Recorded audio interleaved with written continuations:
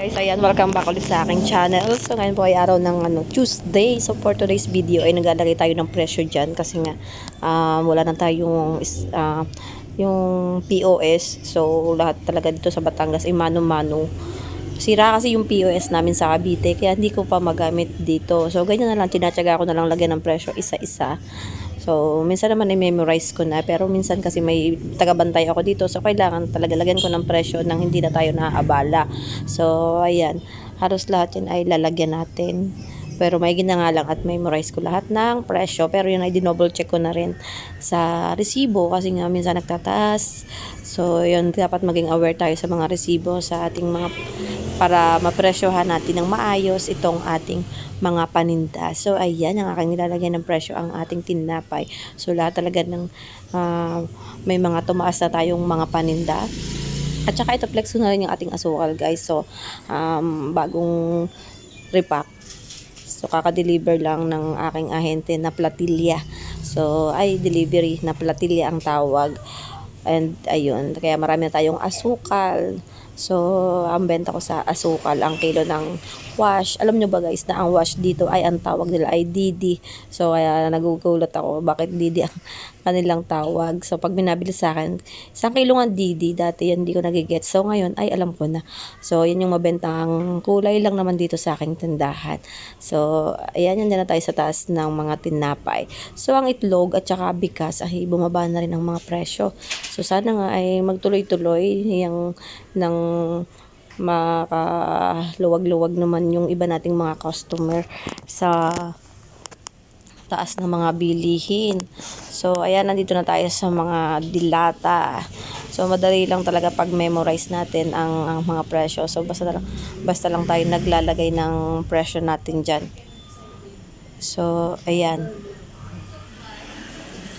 Yan yung ating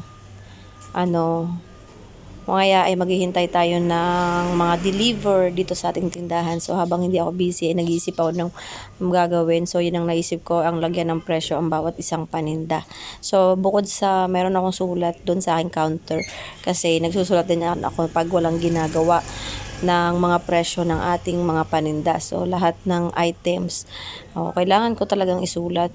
Kasi para pag may bantay nga tayo dito ay hindi na sila mahirapan. So, pero kahit alam nyo guys na kahit ako may sinulat na, tatawag pa rin yung mga yan sa akin. Tatanong pa rin ang presyo ng paninda. So, gano'n naman talaga. Kahit nakikita nila ang presyo, lalo na yung panganay ko minsan pag yan ang bantay. Kahit nakikita niya na yung presyo, kahit may nakasulat na ako doon, wala, magtatanong pa rin yan. Magtatanong pa rin at magtatanong pa rin yan sa akin ng presyo. So, ayan. Kasi sinanay niya yung mga sarili nila na ganun. Kaya, tanong pa rin. Pero, ayan. Kailangan nating magtiyaga at para sa kabilisan ng mga transaction dito sa ating tindahan. So, ayan. Marami naman tayong stock ngayon. Meron pa rin kulang-kulang katulad ng dilata. Hindi pa dumadating yung deliveries natin ng dilata. So, tsaka ibang mga tinapay. Ang dami na rin kulang sa ating mga tinapay. So, yun naman ay nag-booking na. Siguro mga isang araw ay darating na din. So, gano'n naman talaga ang buhay din ng isang may tindahan. Hindi rin perfecto. Minsan, merong pawawalang stock. So, mag-iintay na lang tayo ng kanyang pagdating. So, basta ang mahalaga ay huwag tayong magpapawala palagi ng stocks. Laging i-double check ang ating mga stocks. So, ayan, sa sobrang init ay napaligo na ako dahil, ang init. Ang init ngayon ng panahon.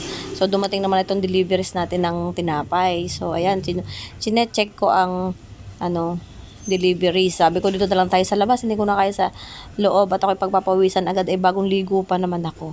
So, dito ay hindi ko talaga maiwasang hindi maligo kasi sobrang init ng panahon ngayon. So, ayan mga kasari, yan na lang yung isi-share ko sa inyo. Sana po ay nagustuhan nyo yung aking video at sana po uminom kayo lagi ng maraming tubig lagi. At sobrang init ngayon, sobra. So, ayan, thanks for watching.